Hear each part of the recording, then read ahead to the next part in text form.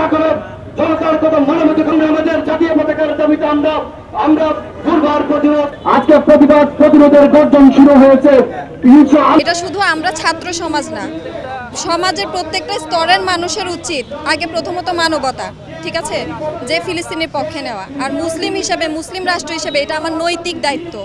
ফিলিস্তিনের পক্ষে একত্রতা প্রকাশ করছি। আমরা ওইখানে গিয়ে যুদ্ধ করতে না পারলেও এইখান থেকে তাদের পক্ষে অবস্থান নিচ্ছি।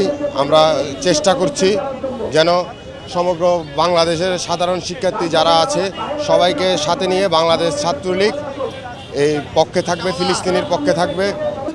আমরা এটাই মেসেজ দিতে চাই যে আমরা ফিলিস্তিনের পক্ষে আছি, আমরা ওদের স্বাধীনতার পক্ষে আছি।